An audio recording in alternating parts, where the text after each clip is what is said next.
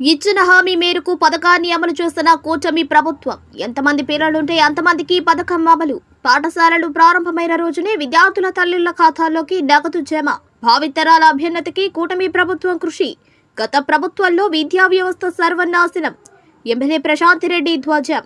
మంచి విద్యాభ్యాసం అందిస్తేనే ఉత్తమ భావి భారత పౌరులు తయారవుతారని, అలాంటి విద్యకు పెద్దపీట వేస్తూ ఏ పిల్లవాడు విద్యకు దూరం కాకూడదన్న లక్ష్యంతో కూటమి ప్రభుత్వం తల్లికి వందనం పథకాన్ని అమలు చేస్తోందని కోవూరు నియోజకవర్గ ఎమ్మెల్యే వేమిరెడ్డి ప్రశాంత్ రెడ్డి అన్నారు.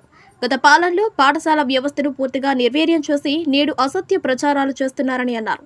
శనివారం ఈ మేరకు నెల్లూరులోని వీపీఆర్ నివాసాల్లో తల్లికి వందనం పొందిన లబ్ధిదారుడు వారి పిల్లలతో కలిసి ఆమె మీడియాతో మాట్లాడారు. కూటమి ప్రభుత్వం అమలు చేస్తున్న సంక్షేమాభివృద్ధి కార్యక్రమాలను వివరించారు. ఎన్నికల్లో ఇచ్చిన హామీలను అమలు చేస్తూ కూటమి ప్రభుత్వం ముందుకు సాగుతుందని, నిన్న తల్లికి వందనం అమలు చేసి సీఎం చంద్రబాబు, మంత్రి నారా లోకేష్ లక్షలాది మంది కళ్లల్లో వెలుగులు నింపారన్నారు. ఇంట్లో ఎంతమంది విద్యార్థులుంటే అంతమందికి తల్లికి వందనం కార్యక్రమం కింద 15,000 ఇస్తుంటే వైసీపీ నేతలు తప్పుడు ప్రచారాలు చేస్తూ విద్యార్థులకు తీరని ద్రోహం చేస్తున్నారని ధ్వజమెత్తారు. 2,000 మంత్రి నారా లోకేష్ బాబు జోబీలోకి పోయాయంటూ వైసీపీ నేతలు దిగజారుడు ఆరోపణలు చేస్తున్నారని, మరి వైసీపీ పాలనలో 13,000 ఇచ్చారని, అంటే 2,000 వైసీపీ నాయకుల జోబీలోకి పోయాయా అని ప్రశ్నించారు. గత ప్రభుత్వ పాలనలో 42 లక్షల మందికి మాత్రమే పథకాన్ని అమలు చేస్తే కూటమి ప్రభుత్వం 67.27 లక్షల మంది విద్యార్థులకు తల్లికి వందనం ఇస్తుందన్నారు.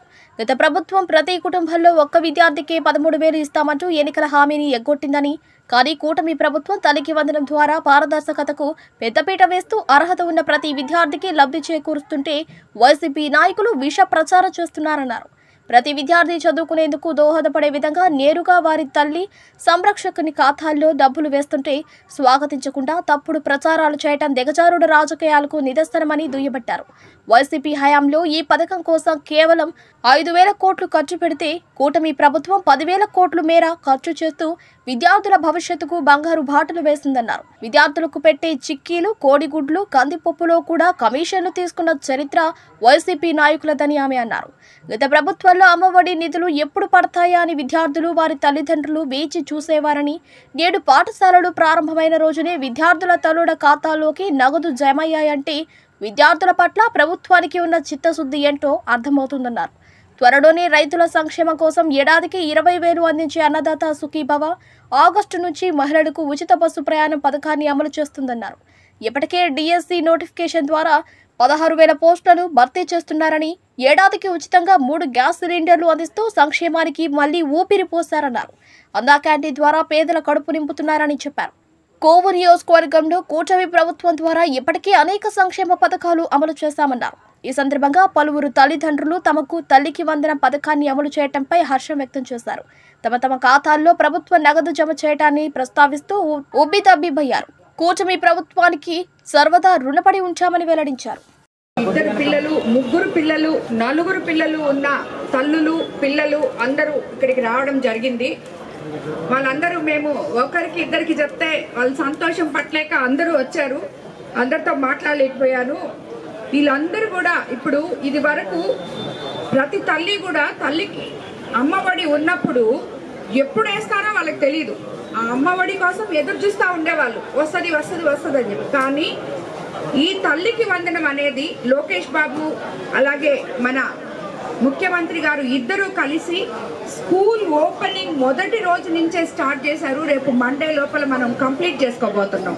సో దానివల్ల తల్లిదండ్రులకి కానీ పిల్లలకి ఏమన్నా వాళ్ళు అంటే పిల్లలకి అన్నీ ఫ్రీగా ఇస్తున్నారు. స్కూల్లో బుక్స్ ఇస్తున్నారు, బ్యాగ్స్ ఇస్తున్నారు, కిట్స్ ఇస్తున్నారు, యూనిఫామ్లు ఇస్తున్నారు.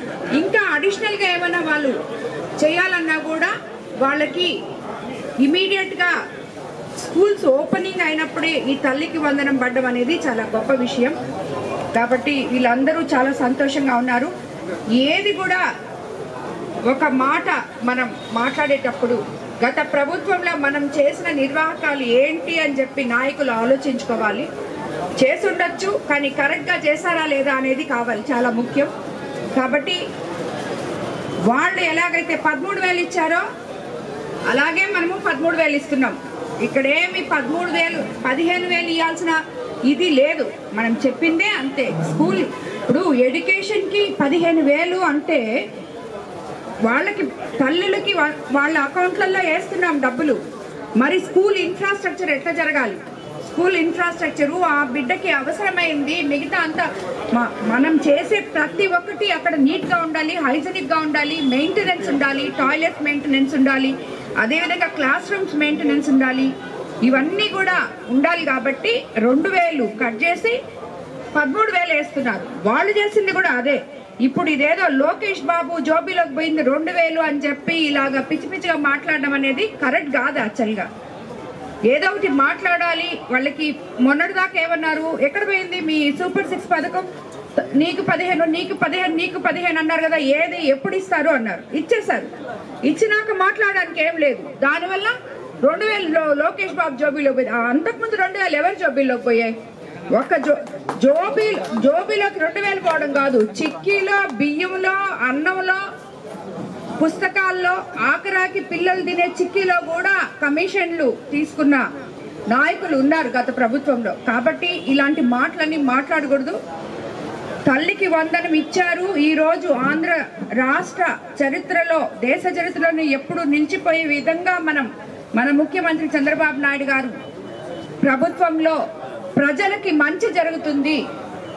మనం అధికారంలో ఉన్నా లేకపోయినా రాష్ట్ర ప్రజలకి మంచి జరుగుతుంది అని అందరూ సంతోషించాలని చెప్పి నేను అందరినీ కూడా కోరుకుంటున్నాను.